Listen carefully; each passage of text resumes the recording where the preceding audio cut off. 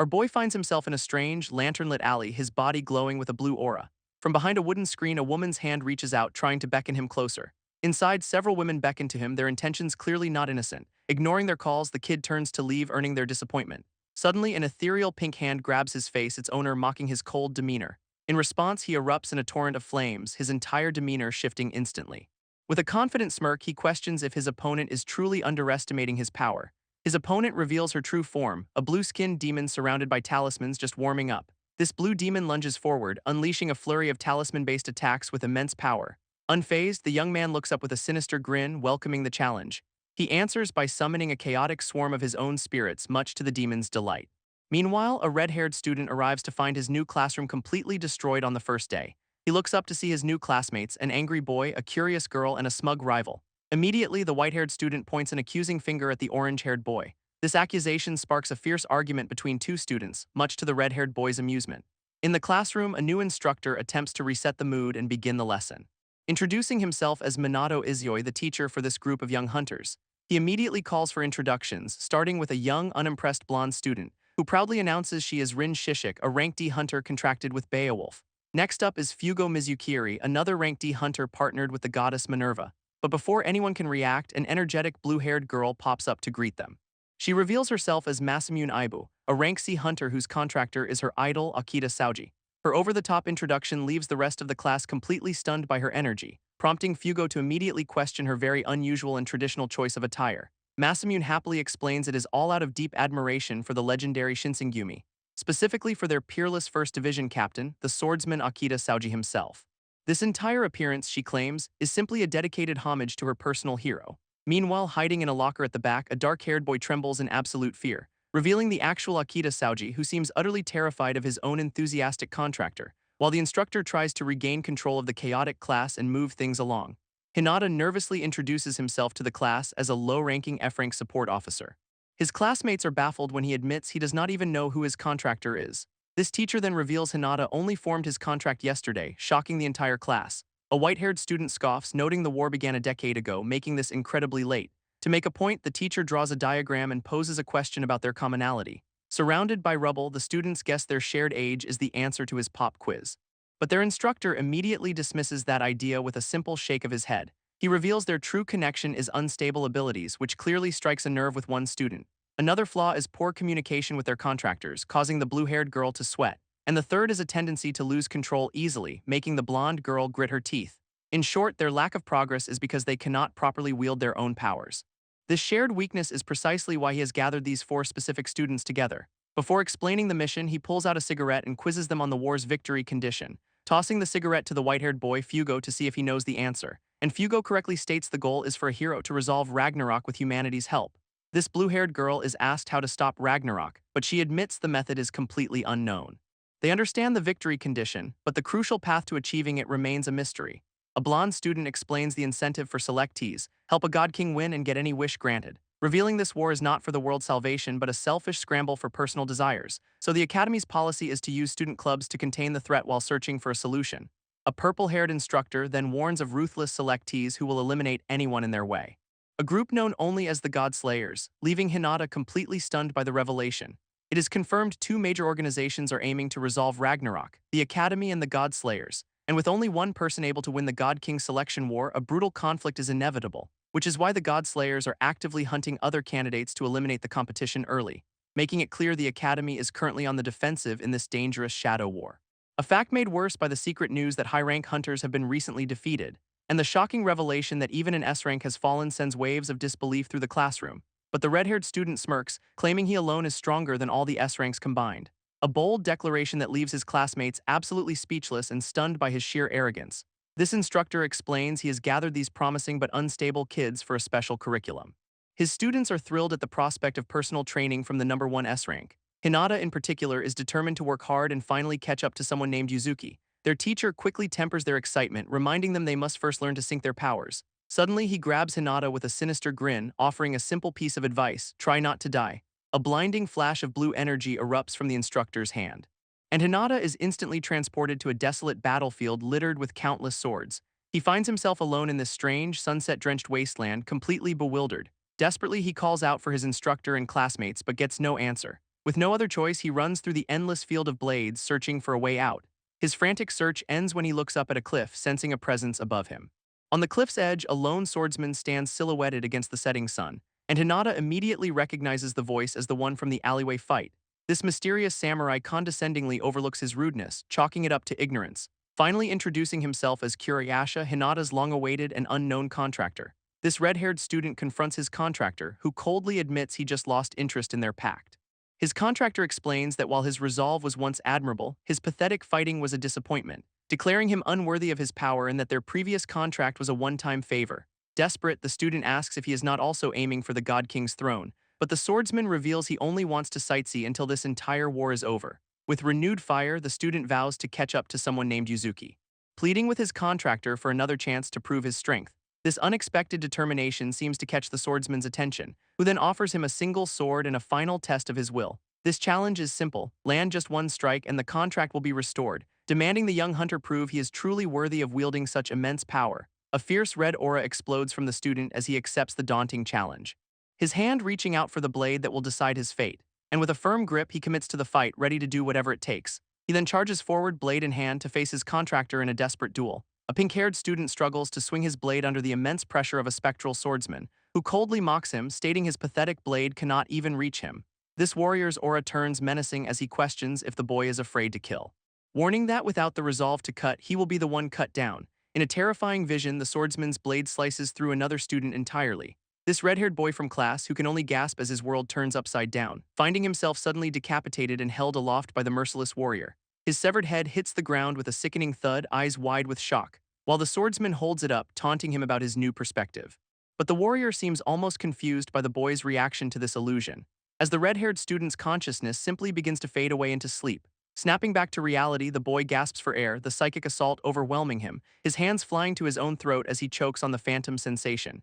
His mind completely shattered by the horrifyingly vivid experience, and he collapses to the ground, vomiting as the swordsman watches impassively. Hinata collapses, reeling from the vivid memory of his own decapitation. A mysterious warrior appears before him, his voice dripping with contempt for the boy's weakness. This warrior shows Hinata a vast, war-torn world, a realm forged by its master, a world defined by endless conflict, with armies clashing under a blood-red sky. And on this brutal battlefield, the warrior declares that he alone decides who lives or dies. Hinata realizes this is not reality, but the warrior simply tells him to leave this place. With a snap of his fingers, dark energy begins to envelop the confused student, revealing a swirling dark portal and exit back to the mortal world he just left. This mysterious figure bids him a final farewell, claiming they will never cross paths again. But Hinata clenches his fist, a surge of power glowing in his hand as he hesitates. Standing at the edge of the gate, he looks back with newfound resolve, while the warrior waits patiently, seemingly unconcerned by the boy's defiance. Suddenly, a flash of blue light cuts through the air, as Hinata charges forward, sword in hand, launching a surprise attack on the warrior, who effortlessly stops the blade with his bare hands, completely unfazed by the assault. Kuriyasha effortlessly slams Hinata into the ground, completely overpowering him. On the floor, the boy is questioned about the meaning behind his futile attack, and Hinata admits his resolve was weak, confessing he is terrified of the fight itself. His contractor listens to this confession with a cold, unreadable expression, but with renewed fire, Hinata screams that he needs the strength to protect his family, a declaration that seems to finally catch the swordsman's attention for a moment. Kuriyasha then tells him to stand, acknowledging his newfound resolve is genuine. Suddenly, a vision of blood erupts from Hinata's chest as he grins maniacally, and the warrior stands over his bleeding form, warning him not to get the wrong idea, clarifying he has only accepted the boy's will, not the terms of their contract. To become strong enough to protect his brother, Kuriyasha brutally impales him, promising he can die over and over again until he finally lands a single hit, a grueling trial that could last for hundreds, even thousands of attempts. Purple energy crackles around Hinata as he endures the phantom pain, forcing himself back to his feet to demand another round against his contractor. His contractor smirks, impressed by the boy's unyielding spirit despite the overwhelming odds, but his praise is immediately followed by another brutal strike that draws blood from the student's chest. And in the next moment, a second blade pierces straight through the boy's back, trapping him in a cage of spectral swords that tear him apart repeatedly. Their relentless duel resets on the clifftop, a brutal clash under the moonlit sky. This red-haired student gasps for breath, his body trembling from the endless assault, yet he refuses to give up, pushing back against his contractor's blade from the ground. His contractor reveals this is the 372nd time he has died, yet he still charges forward. With another desperate cry, the student rushes in, clashing blades with his contractor once more. But this time, something is different, catching the powerful swordsman completely off guard. A manic, triumphant grin spreads across the student's face as his plan unfolds. His glowing blade comes within a hair's breadth of his contractor's throat, a near-perfect strike, but he falls to his knees in frustration, having missed the fatal blow by mere inches. This swordsman realizes the repeated charges were a setup for that one precise move. Finally acknowledging that even a novice can learn after being cut down hundreds of times, Kurayasha decides to switch tactics, his dark energy swirling around his hand. That energy coalesces into a deadly spear, its purple aura crackling with power. Hinata watches in horror, completely stunned that his contractor can change weapons at will. Revealing his true ability is a complete mastery over all forms of arms. This swordsman explains that in his time, relying on a single weapon meant certain death, and in a flash he drives the newly formed spear straight through Hinata's chest. Our boy gasps in agony, clutching the phantom wound as the psychic assault continues, only for the vision to shift, showing the spear piercing directly through his head. Before he can even process it, Kurayasha has already formed a bow from the same energy, forcing Hinata to desperately try and create some distance from the relentless attacks. But an arrow of dark power strikes him in the side before he can even move, tearing a gaping hole straight through his torso, revealing his contractor on the other side. Kurayasha coldly notes that ranged weapons create an entirely different kind of battle, leaving Hinata broken on the ground, coughing up blood from the overwhelming assault. Standing over him, the warrior offers to finally end his suffering with one last strike. In a final, desperate vision, Hinata's blade plunges down to land the decisive blow. His contractor smirks, impressed by the sheer will it took to land that single strike. Kurayasha openly admits the boy's resolve is truly something to behold, as Hinata's hand tightens around the hilt of the sword that sealed his victory. Though the surprise attack was cheap, Kurayasha honors his word as a hit is a hit.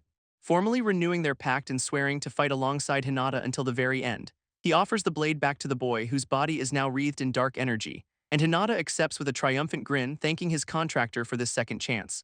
With their business concluded, Kurayasha reveals a swirling portal back to the mortal world, a dark vortex crackling with power, waiting to take the student home. Meanwhile, back in reality, a battered Masamune senses that trouble is just beginning. Hinata confirms the portal is his only way back to his own world, but his hesitation earns him a sharp rebuke from his contractor for being a coward, who then unceremoniously kicks the boy straight into the swirling gateway, telling him to hurry. Kurayasha stands alone as the portal closes, his part in this test finally complete.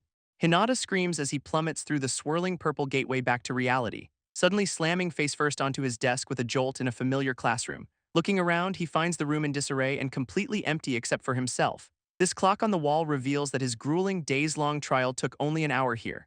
Kurayasha materializes behind him, reminding the boy that his realm operates differently, explaining that time flows much faster there, condensing days into mere moments. A wave of relief washes over Hinata, whose goofy grin earns a scowl from the warrior, and he almost convinces himself it was all a dream until he sees a familiar face approaching. This red-haired student Izuyoi casually welcomes him back to the land of the living, noting with a smirk that it seems Hinata's little test was a success after all. Kurayasha watches their exchange silently, his expression as unreadable as ever. Izuyoi asks if he survived, but Hinata admits he was killed hundreds of times. This revelation shocks Izuyoi, who knows that even one death should shatter a person's mind, while Kurayasha mockingly pats the boy's head as Izuyoi realizes Hinata is tougher than he appears. When Hinata asks about the others, Izuyoi simply points them out through the classroom window. A blue-haired girl struggles to her knees, surrounded by her defeated classmates. Looking on, Hinata laughs about the carnage, noting he has fought them before, while his friends are horrified by the so-called ability test that nearly killed them. Their red-haired instructor announces that he has seen enough of their capabilities, declaring that from now on, all their training will be conducted in pairs. He immediately partners a fiery blonde girl named Mizukiri with a white-haired boy, Shishiku. An assignment that clearly disgusts Shishiku, who cannot hide his contempt. Mizukiri glares back with equal disdain, already hating her new partner, as their instructor reveals their first task is a simple game of tag, but Shishiku's taunt about teaming with a Shigorilla ignites her fury. This teacher barely restrains her, deciding he cannot leave the two rivals alone. Next, he pairs up a shocked cameo with the blue-haired swordswoman Aibo, explaining their training will be a serious fight to level up their sword skills. These two new partners walk silently down the school hallway together, until Cameo nervously tries to break the ice with his quiet companion. Back in the school hallway, a cheerful Masamune tells Hinata to drop the formalities. He awkwardly agrees, while she happily calls him by his name with an honorific. Her demeanor then shifts as she asks about his inability to communicate with his contractor, mentioning she noticed his contractor seemed terrified and was hiding from someone. It turns out her own contractor, Akita, is the one who is afraid of her, which frustrates her immensely as she has tried everything to connect with him for a decade, even decorating her entire room with portraits and memorabilia in his honor, visiting historical spots connected to him and taking pictures like a devoted fan, while spending countless hours trying to feel his presence day and night. She explains her constant attempts to express her deep respect, leaving Hinata stunned, culminating in a desperate plea asking why her contractor will not acknowledge her devotion. This scene then shifts to an empty gymnasium where the two students now face off. Hinata calls upon Kuriyasha, who materializes behind him wrapped in dark tendrils, his contractor now fully manifested, ready for whatever challenge lies ahead. And Masamune looks on with admiration, recognizing the power of his resonance. Hinata smiles, realizing he has finally managed to resonate by his own will. A blue-haired girl immediately demands a spar, confusing Hinata, who asks why Masamune will not resonate. She reminds Hinata that free resonance is impossible without communicating with one's contractor. A black-haired swordsman in the background tells them not to worry, and the blue-haired girl draws her blade with incredible speed, bringing it down on a completely stunned Hinata in a surprise attack. This older swordsman watches the exchange with a stern, focused expression, revealing she is an assistant instructor from a family that runs a sword dojo. Kuriyasha's voice warns Hinata to be careful, noting this girl is no pushover. A powerful aura erupts around her as Kuriyasha realizes she is C-rank strong without resonance. Their blades meet with a flash of light and Hinata immediately struggles against her strength, getting sent flying backward from the sheer force of her attack. As he is thrown through the air, Kuriyasha tries to give him advice, but Hinata brushes it off. Kuriyasha insists he wants to see the girl's full power by forcing her to resonate, but his contractor reveals there is a simple way to make a samurai cooperate, whispering a plan. With a furious battle cry, Masamune brings her glowing blade down on Hinata, but Hinata meets her strike head-on, his own blade crackling with dark energy. Their swords collide in a flash of power, her expression turning to pure shock, as she realizes he is somehow matching her incredible strength completely. The sheer force of his counterattack leaves her completely stunned and off balance, and she realizes too late that she is trapped in the clash, unable to dodge. Hinata's blade continues its downward press, relentlessly overwhelming her defenses, until she finally understands the source of his power. His sword is resonating.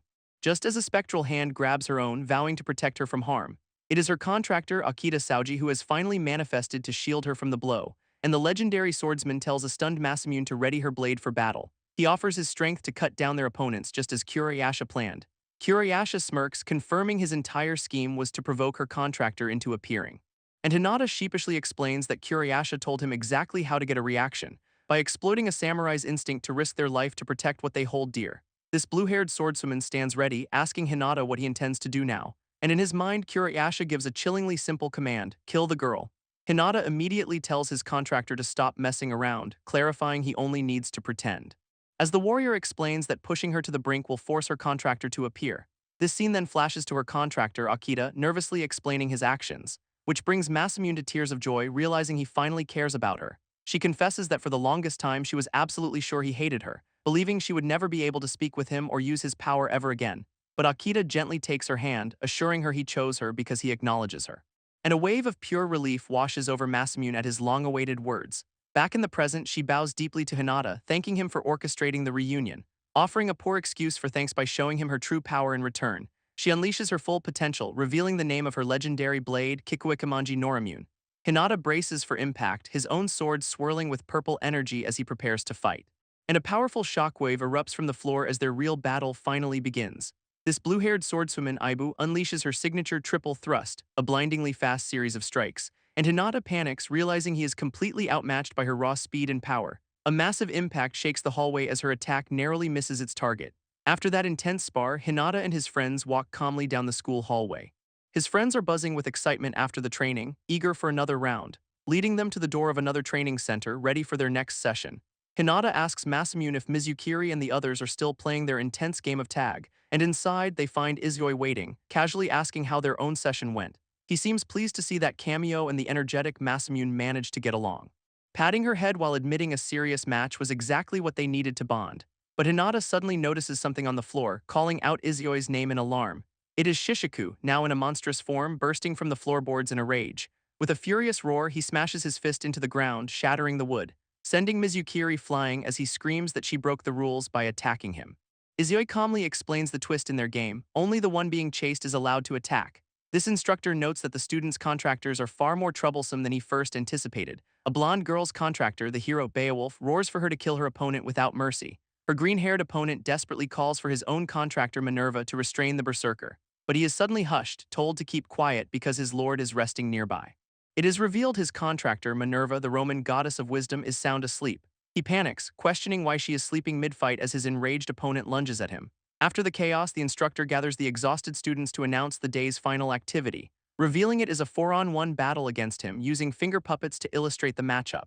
He grants them a 5-minute break, leaving the 4 students to contemplate their impossible odds. A dark-haired student with a powerful aura states that a simple charge will not work against him. This blonde girl, Rin, taunts him for being scared, but he insists he is not foolish enough to rush an S-ranker, leading the blue-haired girl to realize he wants a strategy, though she doubts a quick plan will help. This green-haired boy agrees, suggesting they decide on roles since they completely lack teamwork. Explaining that he and Rin are specialists for long-range and close-range combat respectively, proposing they take the front and back lines while the other 2 cover the middle. Their instructor's voice cuts through the air, asking if their strategy meeting is over, and the 4 students stand ready, a palpable tension filling the space between them. With a casual flick of his thumb, he sends his cigarette butt flying into the air. A silent signal that catches the focused attention of all 4 determined students. This glowing ember marks the start of the battle, a countdown to chaos. Following their plan, the green-haired boy sends Rin charging in first despite her protests. She unleashes a ferocious, explosive punch, aiming to overwhelm Izuyoi with raw power. But the instructor effortlessly catches her fist, stopping her furious assault dead in its tracks. Seeing her trapped, the red-haired swordsman Masamune rushes to her aid as commanded, while the blue-haired swordswoman attacks from the opposite side, creating a pincer movement. From the backline, their strategist cheers, believing they have successfully landed a direct hit. Yet Izoi stands unscathed, calmly pointing out how yelling telegraphed the entire attack. This red-haired swordsman freezes in shock, realizing his amateur mistake cost them their opening. Izoi observes his opponent's flawed technique, noting he is only resonating with one arm and leg, and their instructor simply smirks, completely unfazed by the telegraphed and incomplete strike.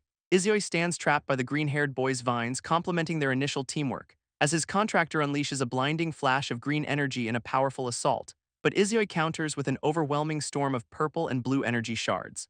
This dark-haired student roars that he cannot be beaten in a contest of pure power, yet the entire team is utterly defeated in a mere 20 seconds, leaving the floor shattered. Their instructor scolds them for their poor performance, wishing they'd lasted at least 5 minutes. A bruised student then nervously asks Izuyoi about his contractor's identity, realizing that most S-rankers keep their powerful partners a closely guarded secret.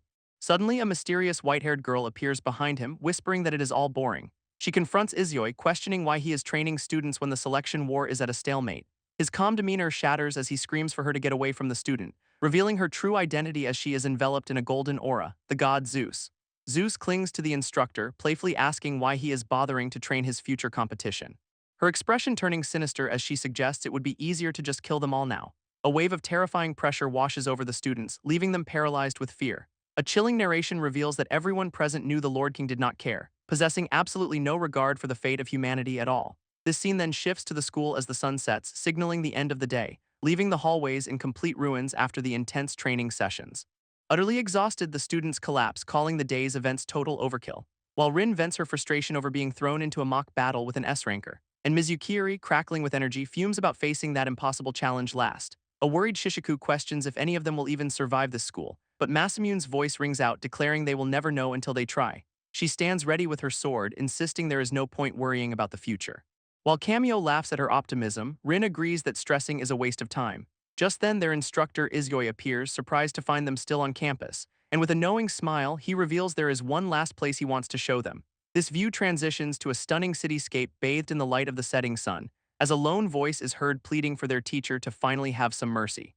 Despite the students' exhaustion, Izuyoi promises their next activity will be quick and fun, standing before a massive modern building as he confidently assures them they will love what is inside. Both Aibu and Cameo are left speechless by the sheer scale of the place.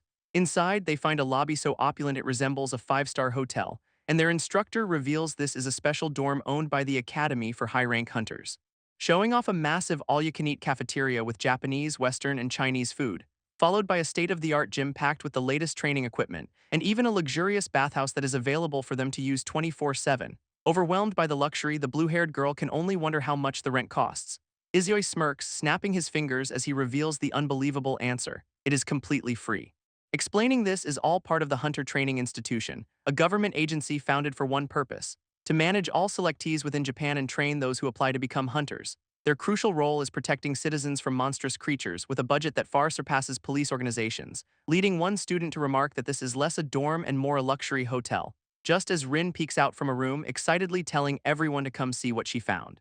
Inside, the room she has discovered is unbelievably luxurious, sparkling with an almost magical opulence, and her friends rush in to see as Rin marvels that she has only seen places like this on TV. Cameo confirms their suspicions, explaining these are the private rooms for hunters who move in, and the news completely overwhelms Rin, who learns every student gets their own fully furnished room. With a smile, Hinata tells them to take it all in, as this will be their home starting tomorrow. And a wave of pure joy washes over the group as the reality of their new life sinks in. For Rin, the shock is almost too much to handle, her face flushing with utter disbelief. Grabbing Masamune, she desperately asks if even an F-ranker like her is allowed to stay. Masamune just smirks, assuring her the facility staff was actually thrilled to have them, even holding up an occupancy permit, explaining they rushed to prepare everything for their arrival. Overjoyed, Rin and Aibu celebrate as they are told to go home and pack for the move. Cameo immediately suggests a room-showing party, an idea Rin enthusiastically agrees to. A thoughtful expression crosses Cameo's face, a subtle sign of his growing camaraderie, while Hinata watches his friends celebrate as their instructor leaves them to their packing. And so the next day arrives with a bright sun shining over their new high-rise home. Rin finishes packing her bag in the new dorm room, ready for the next chapter of her life. As the scene flashes back to her cheerfully leaving the Aozora orphanage, waving goodbye to her old home, another memory shows a young Masamune sleeping soundly next to a prized Akita collectible, while Aibu recalls a bright sunny day, a warm smile gracing her face as she remembers. This moment Cameo first saw her, shocked by her strength as she unloaded a truck by herself. Meanwhile, Mizukiri's memory shows him looking down from a rooftop, calling out to his big brother. A gentle smile crosses his face, a memory filled with warmth and affection for his sibling. Back with Cameo, a comforting hand rests on his head in a gesture of quiet support, and in a quiet room, Hinata kneels before a small shrine, his hands clasped in prayer. His eyes are closed in solemn reflection, a wisp of incense smoke rising before him. Telling his parents' photos that he has officially become a selectee and sharing his momentous news. With the number 1 S-ranker as his teacher, he even thinks he might finally make some friends, but he admits he still cannot compare to someone named Yuzuki, feeling his own weakness. Clenching his fist with a new resolve to grow strong enough to protect the one he cares for, Hinata rises to his feet with burning determination, making a silent, unbreakable promise. Kneeling before a family shrine, Hinata is surprised by his grandmother's voice, who looks worried, asking if she was interrupting his quiet moment of reflection. He assures her it is fine, and she happily invites him to eat the breakfast she prepared. But glancing at the clock, Hinata explains he is short on time and promises to eat next time. Her expression darkens as she ominously suggests this might be their last chance, a strange comment that leaves Hinata completely stunned and confused. Insisting he eat since she prepared a spread of all his favorite simmered dishes. Relenting, he sits down with his grandparents, vowing to eat as much as he can, when his grandfather mentions telling someone named Yuzuki the very same thing before he left. With a serious gaze, he tells Hinata he does not have to follow in Yuzuki's footsteps. Advice that catches our boy completely off guard, leaving him speechless for a moment. He quietly admits he is still scared, questioning if he can truly handle his new path. But his grandfather reassures him, reminding him he has always had the strength to never give up, recalling a memory of him as a boy who would always get back up no matter how many times he fell. Looking on with pride, his grandmother confirms they have always seen how hard he has worked. An old man assures the boy his parents in heaven are proud of him. And these words of encouragement bring a determined smile to the young man's face. He vows to do his best so he can hold his head high for them, reaching for a future filled with hope and the will to succeed. Though a harsh road awaits, his family's memory fuels his unwavering resolve. A few weeks after the special class forms, their intense training begins with a bang, and Izoi shouts through a megaphone, pushing the students to keep moving. Their next challenge is a precision drill against a legion of combat robots. Aibu and her partner stand ready as the countdown for the test begins, and at the signal, the students erupt into a chaotic flurry of attacks. Izoi announces the mock battle team has only 30 seconds left in their interval, driving Masamune to leap into the air, clashing with the blonde-haired Rin. Her blade flashes, deflecting a fierce counterattack with incredible speed.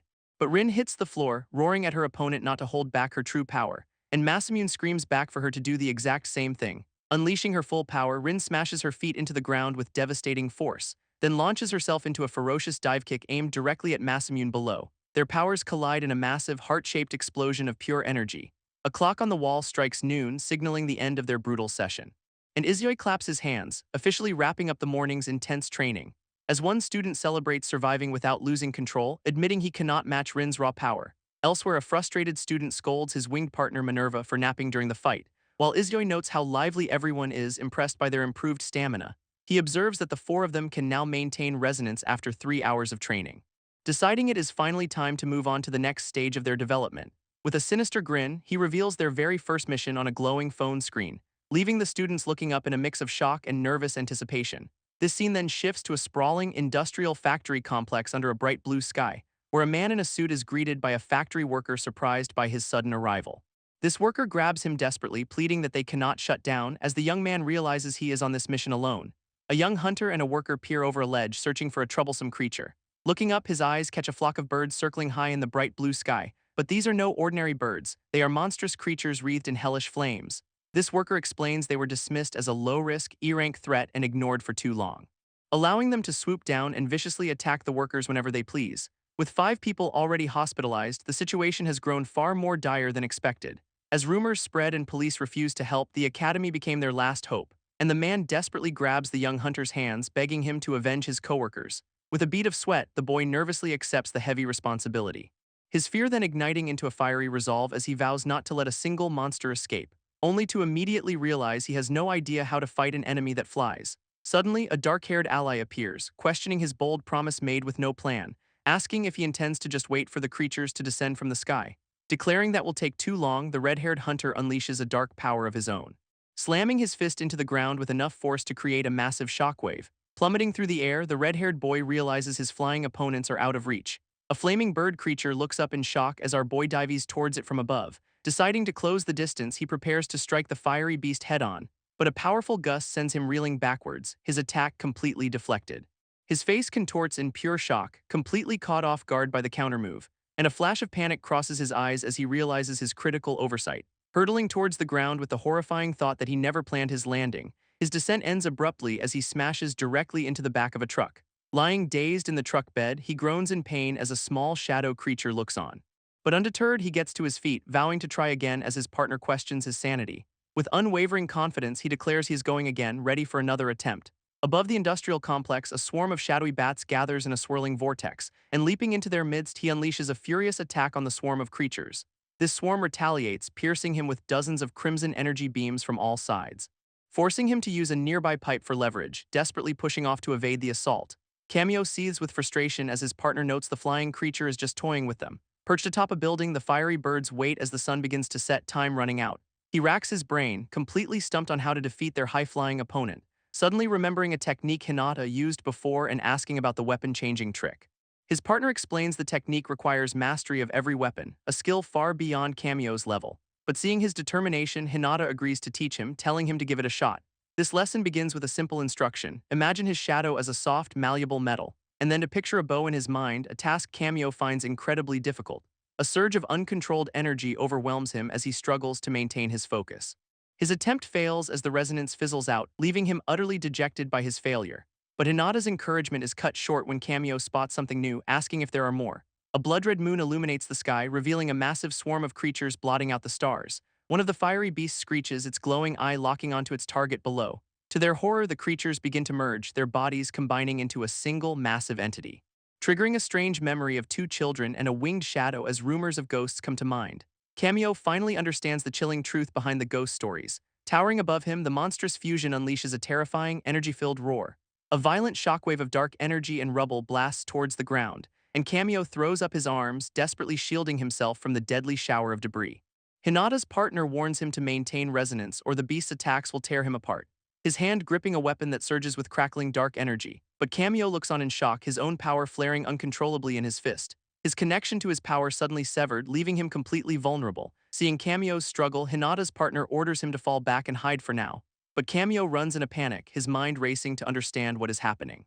Unable to resonate as the terrifying beast bears down on him from behind. Finding cover, he cautiously peeks out, trying to assess the dire situation. Just as the massive creature soars past, its fiery form blotting out the moon, Hinata's partner asks if he can still use resonance, and Cameo agrees to try. And he sits, desperately trying to focus his power as a purple aura swirls around him.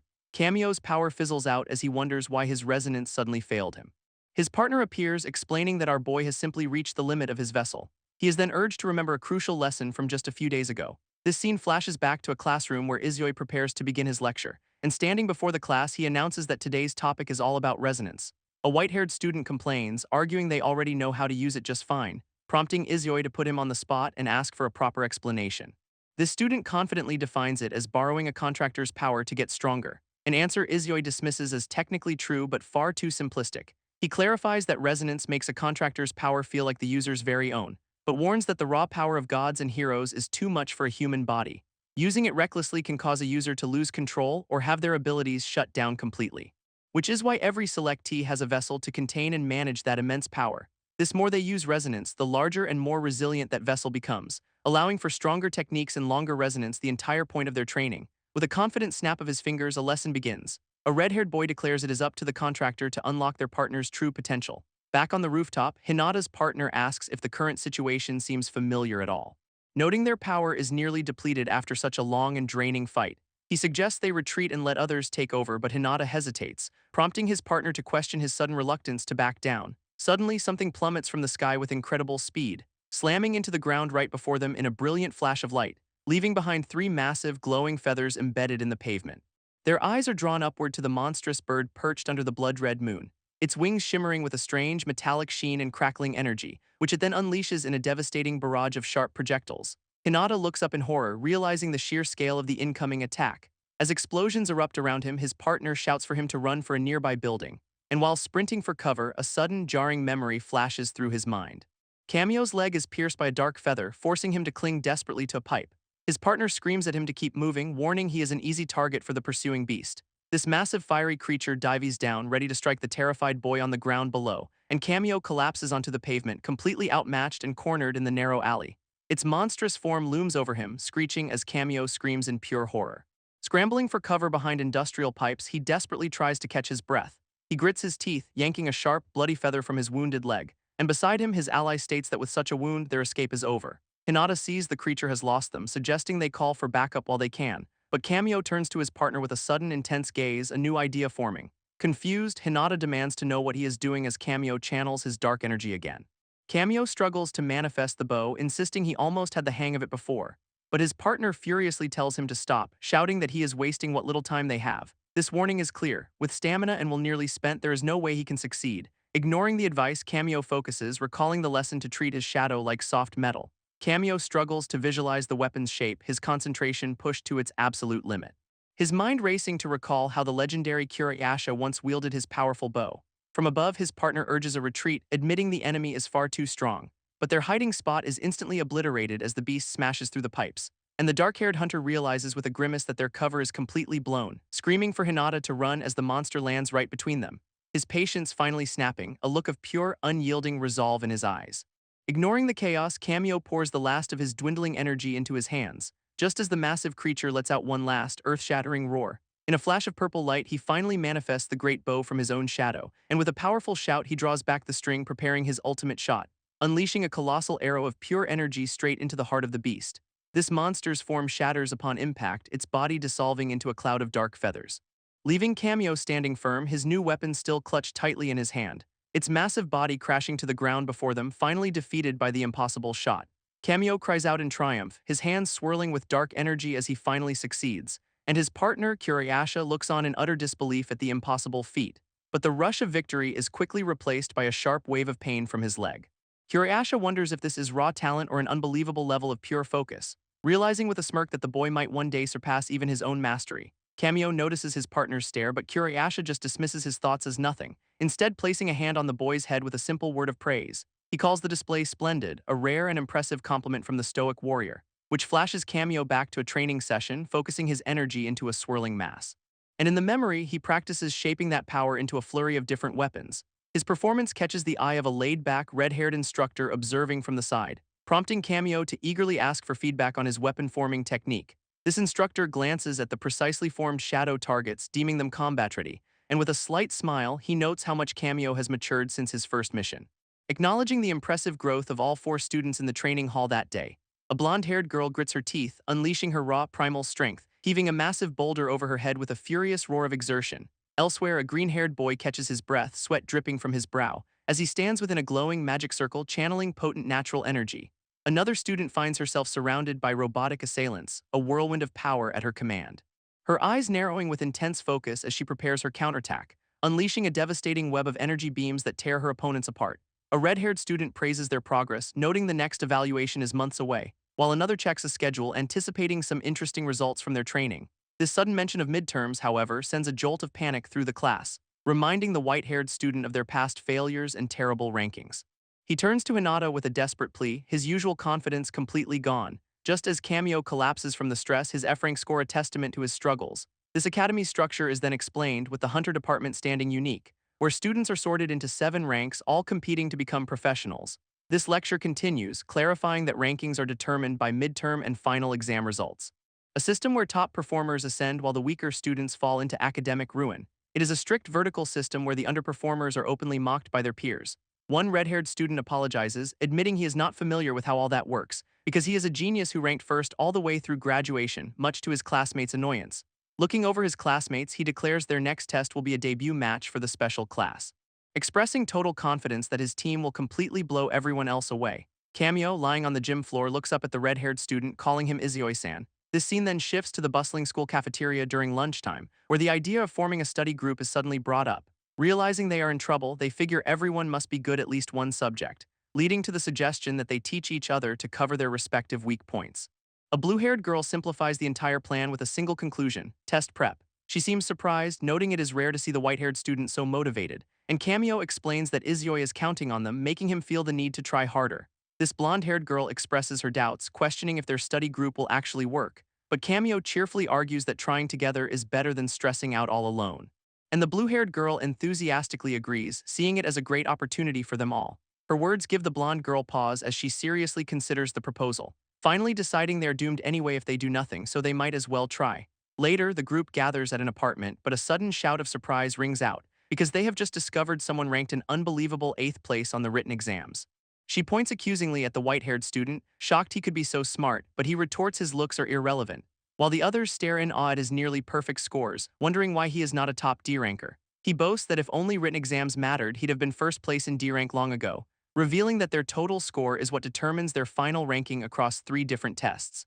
This first is the written exam, testing general knowledge, creature biology, and hero lore, followed by a practical exam that evaluates both physical fitness and the utility of their abilities. Finally, there is a comprehensive exercise, a hands-on test of judgment in mock battles, a mysterious final trial whose contents are kept secret until the very day of the exam. This white-haired student reveals he bombs practicals because his partner Minerva is always asleep. Another student asks about the test subjects, which are revealed to be Roman and Norse mythology. Panicking, the blonde girl admits she only knows Japanese mythology, getting advice to learn it as a story. Their study session transitions to intense physical training in a state-of-the-art gym. On the treadmills, the blonde girl fiercely motivates the others with fiery intensity. Her methods prove extreme as she threatens an exhausted student with a bat, pushing them past their limits. Izuyoi watches over their combat practice with a confident smirk, pleased with their progress. This montage continues, showing a lone archer honing his skills in the pouring rain, his eyes glowing with fierce determination as he pushes through the harsh conditions. Finally, the day of the midterm exam arrives, with students gathered in a massive hall by rank. A nervous energy fills the air as the students murmur amongst themselves, the pressure mounting. While others worry, our heroes seem confident, having prepared a secret plan for the test. And with the time for the exam finally here, the team looks ready for anything. Suddenly, a stir goes through the crowd as someone points out a famous student arriving, revealed to be Yuzuki Cameo, the S-rank 5th seat, a stark contrast to our own struggling Cameo. This group spots the legendary youngest S-rank in history, a student one of them already despises. And from the side, the S-rank glares with clear disdain, his presence immediately felt, causing the red-haired student to turn back, a look of shocked recognition on his face. A familiar voice greets him as the S-rank strides through the hall, closing the distance, and he comes face to face with the powerful student, his own big brother. This revelation sends a shockwave through Hinata and the others, who cannot believe the two are related.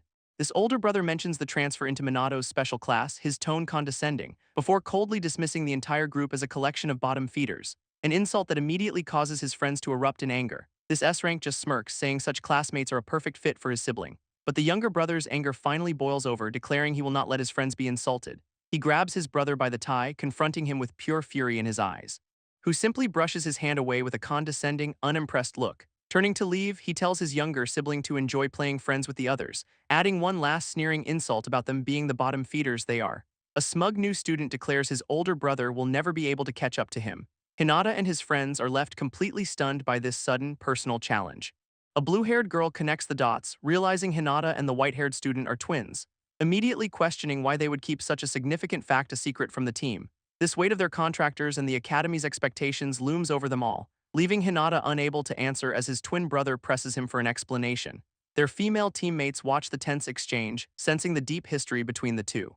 But the white-haired brother backs off, apologizing for prying into a sensitive topic. This blonde-haired girl steps in, reminding Hinata of the goal they have all been fighting for, declaring with a fierce grin they will crush not just the other classes but his cocky little brother too. Her intense and unwavering declaration of war leaves Hinata completely speechless. Just then, the younger brother, Yuzuki, smugly announces his plan to shock everyone with his power. And his loud proclamation draws the attention of all the other students in the hall. Suddenly, a voice cuts through the tension, informing the school's director his microphone is already on, and Director Ranzo Tadu formally takes the stage to address the entire student body.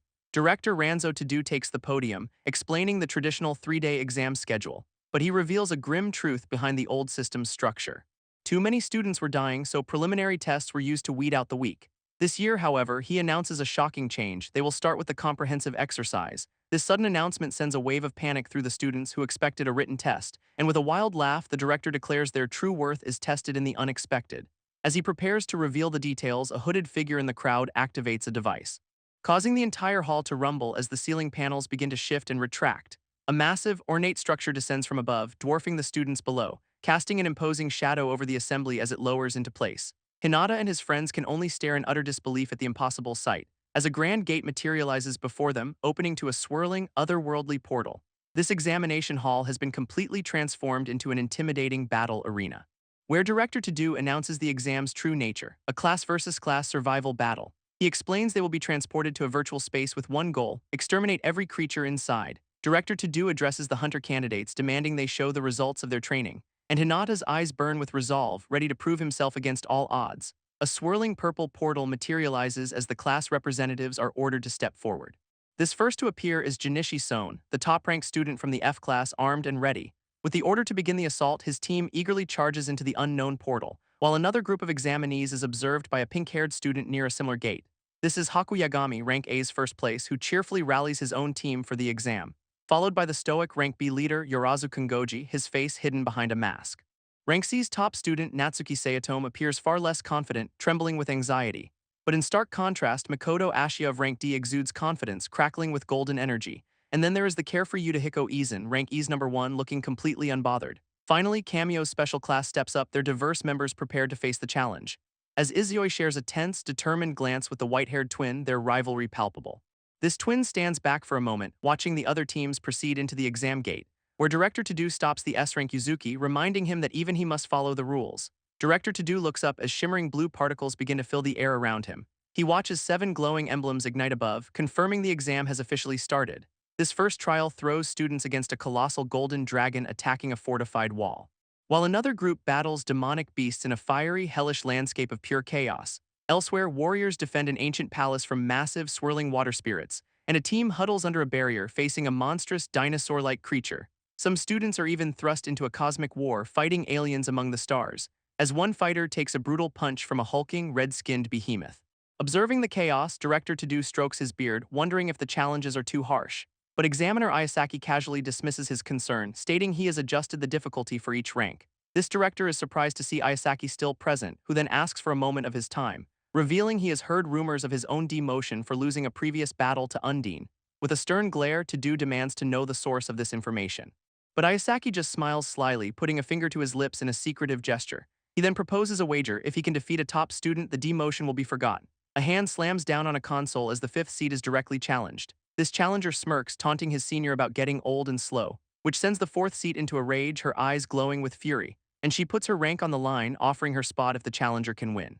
A deal he eagerly accepts before a swirling purple gate, promising with a confident grin that he will not let her forget her words. This doors to the arena then slam shut, sealing their high-stakes duel. Director Tadu can only sigh, lamenting the hot-blooded nature of all S-rank students. Suddenly, the scene shifts, dissolving into a stream of digital code, revealing the new battleground to be the ethereal and majestic Divine Realm, where a voice welcomes guests to a grand coliseum for a momentous event, a contest to witness a human who wields power greater than the gods themselves. As figures from across mythology gather to see the strongest Greek hero appear, for this assembly of gods and heroes will decide the realm's new king, and a powerful hand grips a weapon, ready for the legendary battle to begin. A red-haired warrior unleashes a torrent of crackling purple energy across the arena floor. Revealed to be the great demigod hero, Heracles, brimming with golden lightning and immense power. With a predatory grin, his eyes glow with the promise of a legendary battle to come. From the podium, an announcer asks if this hero will finally ascend to become the new god king, and a vote is called, asking all in favor of Heracles to raise their hands in support. But the demigod looks up in utter confusion as not a single hand is raised. This other gods in attendance simply watch on with bored, indifferent expressions. As it is revealed, no god will ever vote for a rival to claim the throne they all covet. This pointless political stalemate has apparently dragged on for 300 long years, and watching from afar, a young woman notes that at this rate, a decision will never be made. This is the current god King Zeus, who declares she is already bored with the proceedings. Turning to her assistant, she demands a much more exciting way to choose the next ruler. When a tournament is suggested, Zeus throws a tantrum, calling the idea unoriginal and dull, explaining that if the contest were simply a test of raw strength. Her face contorts with wicked glee as she declares she would just kill everyone herself. An exasperated aide laments her lord's decision to suddenly give up his throne, noting that even this grand ceremony is just another way for him to pass the time. His aide interrupts, reporting a calamity has appeared in the tower world while they argued, but the carefree goddess casually admits she has already forgotten what the gate was. A flashback reveals the calamity's origin: dark energy erupting on a peaceful city street, which tears through the city with devastating and overwhelming force. And from the chaos, a massive, ominous gate manifests in the human world. This arrival brought fire from the sky, plunging all of civilization into ruin, unleashing a relentless flood of monstrous creatures upon the terrified populace. From the shadows, hordes of goblin-like beasts with glowing red eyes emerge, swarming innocent civilians who can only scream in absolute terror. A brutal invasion that left the entire world ravaged and broken. Humanity would come to give this world-ending portal a specific name. Back in the present, the aide processes the grim report, acknowledging the crisis's severity. Yet the goddess just laughs, mockingly praising the humans for working so hard to survive. A white-haired girl gasps, a sudden brilliant idea striking her during the assembly, her mind concocting a devious new plan for this grand tournament of gods. A purple-haired official looms over a praying deity, the air thick with dark energy. As the ultimate rule is declared, the next king must contract a human to close the gate of ruin. This shocking condition catches the official completely off guard, her eyes wide with surprise, who then muses that partnering with humans could be a fun game, a useful restraint on power. With a sinister grin, the deity explains they can cooperate or kill, but only one will be crowned king. Thus begins a battle royale, an epic tag team war between gods, heroes, and mortals. This scene then cuts to a city alley where a red-haired student is being bullied relentlessly, his tormentor's hand bursting into flames as he threatens to train the useless kid himself. But their confrontation is interrupted by a bystander pointing to a new threat in the sky. A swarm of monstrous insected creatures descends upon the city, causing mass panic. And as citizens flee, a blazing warrior streaks down from above to meet the monsters head-on. Wreathed in divine fire, a powerful combatant prepares to unleash a devastating attack. Revealed to be Yuzuki Kamio, the S-rank 5th seat, channeling the power of the sun god Ra, a popular white-haired hunter soars over the city, greeted by his adoring fans below, while other students complain about being in the same generation as such a powerful monster. One of them turns to Hinata, remarking that he must feel that pressure more than anyone, being the powerless F-rank older brother to the legendary S-rank Yuzuki Kamio. From a rooftop high above, the celebrity hunter watches the streets with intensity, his face set in a grim expression as he focuses on something in the distance. Down in an alley, bullies corner Hinata, mocking the idea that he is related to a hero, and they grab his hair, telling the pathetic F-rank he should just quit. Suddenly, a calm voice cuts in, observing that they seem to be having fun, revealing his younger brother Yuzuki, who asks with a menacing smirk if he can join in. This terrified bullies immediately flee, wanting no part of the powerful S-rank. Yuzuki then pats his older brother's head, much to Hinata's stunned surprise. He warns Hinata that people will always push him around if he does not fight back, before violently grabbing his brother by the collar and dragging him away, leaving Hinata gasping in pain from his siblings' brutal help. With a chilling tone, Yuzuki claims the exclusive right to torment his own brother, stomping on his head while viciously calling his brother's weakness pathetic, and scorning Hinata for being utterly unable to even protect himself. But his tirade is cut short as he spots a shadowy observer on a nearby rooftop, a mysterious watcher whose eyes glow with an ominous purple energy. Ignoring the rooftop presence, Yuzuki kicks his brother away, telling him to savor the pain, this unique agony that comes from being weak and looked down on by everyone. Enraged, Hinata screams that by all rights, Yuzuki's incredible power should belong to him, which triggers a furious reaction from Yuzuki, who warns him to never speak of it again. This scene flashes back to their childhood when their roles were completely reversed. In the past, a cheerful Hinata easily outran his younger brother, playfully teasing him. He remembers believing his family was the happiest in the world, a perfect, blessed life. A time when he was the golden child, constantly praised for his perfect test scores. Meanwhile, his younger brother Yuzuki stood in the shadows, holding his own test paper, his own test crumpled in his hand, revealing a failing score of 30%. A flashback shows their father comforting a young Hinata, telling him he can be like Yuzuki. But it seems Yuzuki always harbored a fierce, hidden intensity even as a child. While their mother praises a young, cheerful Hinata for his surprising skill in math, a moment of joy that is shattered by a sudden, terrifying realization. As she turns to see a grotesque, multi-eyed monster peering into their home, glass explodes inward and she desperately shields Hinata from the sudden attack, this horrifying creature smashing its way directly into their once peaceful home. In the ensuing chaos, their father grabs the other young twin, trying to pull him to safety. But the beast is suddenly engulfed in a powerful, explosive blast of fire, leaving young Hinata to watch in horror as his mother is consumed by the flames. His face is a mask of pure terror, the horrific scene seared into his memory, a traumatic memory now being replayed from the perspective of his brother Yuzuki. Even the sun god Ra, Yuzuki's patron, questions the boy's reckless actions, as Hinata desperately tries to free his mother from the debris, ignoring Yuzuki's pleas. With the ceiling cracking above him, he is about to be crushed by the falling rubble. A flashback reveals a woman trapped in a fiery inferno, screaming in terror, her hand desperately reaching for a young boy as he is pulled away by the blaze. She is then buried under a cascade of burning rubble, her fate sealed, leaving the young Hinata to watch in absolute tear-streaked horror. He sits alone in the aftermath, the sole witness to his home's destruction. While his younger brother Yuzuki sits numbly beside their father's fallen hand, suddenly a powerful voice echoes, acknowledging the boy's bravery in the chaos, and Yuzuki looks up, startled by the unexpected presence. This entity reveals it has been searching for someone who does not fear the flames of hell, appearing as the sun god Ra, who declares Yuzuki is the kind of man he seeks. This god extends a hand, offering the young, traumatized boy a life-changing contract. And as their hands clasp, a brilliant flash of light seals their divine pact.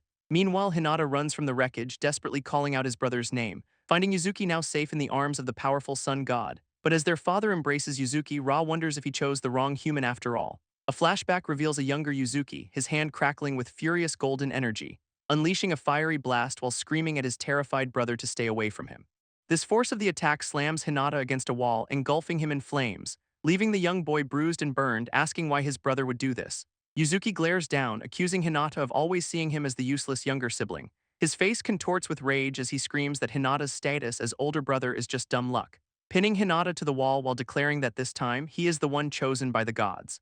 With a crazed look, he prepares another attack, claiming this is what Hinata deserves, and a massive pillar of divine energy erupts from his hands, a torrent of pure power. This memory fades to a bloody arm in the grass, a wisp of golden flame floating nearby. Yuzuki, now in his divine form, gloats that it is finally his turn to look down on his brother. Returning to the present, the sun god Ra descends toward the two students on the street, who casually apologizes to the bully, admitting he mistook him for Hinata.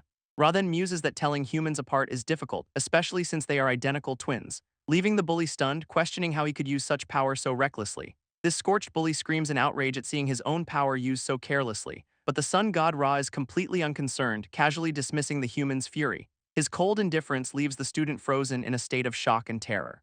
As Ra explains that among gods, siblings killing each other is nothing special. He mocks human concepts like family love, calling their need to band together a weakness, praising Yuzuki's cold-blooded nature as the perfect quality for a warrior. Overhearing this, Hinata clutches his chest in despair, crushed by Ra's words, when a sinister voice from the shadows asks if he heard that damning praise. This purple-haired observer steps forward, looming over Hinata like a talentless nobody. Elsewhere, Yuzuki and Ra receive an emergency dispatch for a new mission nearby, and his purple-haired companion smirks, saying this is a chance to finally cut loose. Through an unseen watcher's eye, the S-rank hunter and his god depart for the new threat, leaving the quiet, empty street under the glow of a single street lamp. Hinata is left behind, bruised and dazed against a concrete wall, finally stumbling into the alley and wondering just how long he was knocked out. This bully leans against a pillar, completely drained from the encounter with the sun god, collapsing to the ground in shock from the deity's overwhelming presence. Hinata recalls how Yuzuki's cruelty began right after their parents' death, a new life where he was constantly punished while his brother was left untouched. Yuzuki's tyranny only grew, using his divine power to torment his own twin, and while the world saw a hero, only Hinata knew the monster hiding underneath. Every cheer for his brother was a painful reminder of his own failure, leading him to a dark and terrible thought about that tragic day. He thinks that if someone had to die, it should not have been their parents, a bitter, resentful wish that it had been Yuzuki who perished instead. Suddenly, a massive explosion of golden energy tears through the street nearby, sending the bully flying from the force of the unexpected attack. He lands hard amidst the rubble, the alley now a scene of total destruction, looking up to see Yuzuki on the ground, battered but grinning maniacally, while Hinata watches from a distance, completely bewildered by what just happened. A colossal pillar of blue energy erupts from the ground with immense force, sending Hinata sprawling amidst the debris, completely caught off guard by the new arrival, which reveals itself as a rank S water spirit, an undine that nullifies all fire attacks. Realizing it has not spotted them yet, his first thought is to get Yuzuki to safety, but he freezes in terror, seeing his brother's unconscious body lying in the rubble, and a dark thought flashes through his mind, a twisted image of his brother's face. He collapses to the ground, questioning if he truly just abandoned Yuzuki to die. This temptation growing stronger, a whisper that his miserable life might finally improve. Horrified by his own resentment, Hinata kneels in the street, paralyzed by indecision, but a mysterious voice echoes in his head, asking why he is agonizing so much, startling our boy, who whips around trying to find the source of the disembodied words. This entity offers him a perfect chance to act on his resentment by simply doing nothing, prompting Hinata to scream out, demanding to know if this is a god or a hero. This voice dismisses his question, instead forcing him to look at the scene unfolding, reminding him of his jealousy as the Undine looms over his helpless younger brother. A mysterious voice offers a tempting deal: abandon his brother and his wish will come true. Hinata is clearly tormented by this choice, his face a mask of pure anguish, as the shadowy being challenges him to either run away and live or fight and die. Clutching his chest, Hinata seems to consider the selfish path for just one moment. But a traumatic memory flashes through his mind, his mother trapped beneath fiery rubble. He remembers her tearful final plea begging him to always take care of Yuzuki for her. And his expression hardens with resolve, his choice now made with absolute certainty. A newfound fire burning in his eyes as he prepares to defy his own fate. He leaps forward to protect his brother, kicking at the blue creature despite his own weakness, standing between his brother and the monster while declaring his duty as the older sibling. This choice is called foolish by the purple entity, which seems intrigued by his soft heart, a wide, sinister grin spreading across its shadowy face as it deems the act noble. Wrapping itself around Hinata's shoulder, the entity offers him a life-changing contract. And though stunned, Hinata demands to know its identity, but the creature dismisses his question. As the immediate threat of the blue monster looms, ready to strike at any moment, this Undine unleashes a piercing blast of concentrated water energy, which slams into the ground, narrowly missing the terrified Hinata. He instinctively shields his unconscious brother from the deadly assault, as the sheer force of the blow shatters the very street beneath them. With the entity's voice in his ear, it tells him to prove his resolve is real, demanding he shout a specific phrase if he truly wants to save his twin. A bead of sweat rolls down his face as Hinata makes his desperate choice. He screams at the shadowy being, accepting the deal but warning it not to betray him. With a final, desperate roar, he puts his faith in this unknown power, and the purple-haired entity unleashes a devastating technique, Shadow Stitch. A storm of dark, blade-like energy erupting from its form, surging forward. This sudden ferocity catches the S-rank water spirit completely by surprise, prompting the Undine to launch a volley of sharp, hydrokinetic spears in response. But the shadowy threads intercept the attack, weaving a defensive cocoon, completely neutralizing the monster's assault in a maelstrom of dark power. Dark, shadowy power erupts around Hinata, his new contract instantly granting him strength. His eyes now burning with a golden light, his fear replaced by cold resolve. In response, the Undine launches a furious assault, its watery form surging forward, shaping its fluid body into a barrage of razor-sharp projectiles aimed right at him. But our boy moves with blinding speed, effortlessly weaving through the lethal barrage, this relentless assault forcing him to slide across the pavement to evade the attack. With a furious roar, he pushes his newfound power to its absolute limit, unleashing a flurry of slashes that tear through the Undine's watery body. Stunned, the water spirit recoils, its form flickering under the pale moonlight. As Hinata channels the dark energy into his blade for a devastating final strike, his expression is one of absolute focus, his entire being concentrated on this one goal, this singular desire to become strong enough to protect the people important to him. And with a single, clean strike, he slices the S-rank spirit completely in two, leaving him standing over the dissolving remains, shocked that he defeated an S-rank. He stares at his hands in disbelief, questioning how an F-rank could wield such power. This bully from before lies broken on the pavement, his school uniform tattered and bloody, when suddenly an orange-haired boy in a red scarf rushes to the fallen student's side, leaning in close to desperately check for any sign of life from the unconscious form. A wave of relief washes over him, realizing the injured student is still breathing. But his relief is short-lived as the massive blue water spirit looms over them. Drawing a sword, the newcomer is stunned to see the S-rank monster is still active, and he prepares for a fight, his blade glowing with a strange, brilliant energy. Yet in the heat of the moment, he completely forgets how to use his own attack. Looking up in terror, he sees a massive chunk of the building collapsing right toward him. While the Undine prepares a devastating barrage, completely ignoring the falling debris, its volley of energy lances rains down, targeting the helpless student on the ground. Moving at blinding speed, the orange-haired boy desperately tries to intercept the attack. Thrown back by the force, he frantically wonders how to access the power he once had. Screaming at the silent entity he made a contract with to give him some kind of answer. But his plea goes unanswered as a beam of pure energy pierces straight through his chest. His face contorts in agony, bloodied, but his resolve remains completely unbroken. Lying defeated, he knows that at this rate, both he and his brother will die. And the Undine grins maliciously, forming a sharp blade of pure water to finish him off, which slams down with a flash of blue light, striking Hinata directly in the head. He collapses to the pavement, seemingly lifeless beside his still unconscious brother Yuzuki. Barely conscious, Hinata struggles to hold onto his sword, his vision fading, but with a surge of willpower, he uses the blade to push himself back to his feet, his eyes burning with an intensity that defies his mortal wounds. A crimson light suddenly flares from his chest as he makes a silent vow, causing him to wonder what this strange new power is coursing through his veins. Dark, shadowy tendrils erupt from his hand, wrapping around the sword's hilt, and he stares in shock at the sinister energy now at his command, a dark power that explodes around him in an aura of pure, untamed chaos, while the Undine prepares a counterattack, gathering a vortex of water energy, unleashing a massive torrent of power straight down toward the empowered Hinata. A sinister grin spreads across the orange-haired boy's face, consumed by a dark, crimson power. and he stands unflinching as the Undine's massive water blast rushes toward him. Raising his sword high, he channels the chaotic energy into the blade itself. With a single downward slash, he cleaves straight through the monster's powerful attack, this dark blade piercing the Undine's core and shattering its very essence from within, causing the S-rank spirit to explode in a shower of light and water. Its magical core shatters into fragments, clattering uselessly onto the pavement. And now victorious, the newcomer turns his attention to the other fallen student on the ground. He coldly places his foot on the bully's chest, pinning him down with contempt, his face twisting into a terrifying, bloodthirsty grin, his eyes glowing with malice. This corrupted blade is raised, ready to execute the helpless student beneath him. But a sudden blast of blue lightning slams into him, sending him flying backward. A new fighter with red hair and a yellow jacket appears, having intercepted the attack, effortlessly scooping up the unconscious bully from the ground to get him to safety. This powerful arrival is identified as the Rank S, first-place hunter Minato Izuyoi. Hinata is shrouded in a sinister red and black aura, guessing at his opponent's identity. A purple-haired man with golden eyes smirks, dismissing the idea over the phone. With a furious roar, our boy unleashes his power, his sword growing massive with dark energy, swinging the enormous blade down in a devastating arc to end the fight quickly. Suddenly, the purple-haired man appears on the scene, surprised by the sword's transformation, and effortlessly backflips away from the attack, boasting about his own fame. Undeterred, Hinata swings his blade again in a powerful cross-slash. Putting all his strength into the blow, frustrated his opponent does not recognize him. His opponent simply smirks, crackling with blue lightning as he prepares a self-defense counter, a brilliant surge of electrical energy gathering for a devastating strike. This lightning attack slams into Hinata, who looks up in agony, while the purple-haired man grins, mockingly denying his request for recognition. This scene cuts to later, with our boy lying defeated and bandaged in a hospital bed.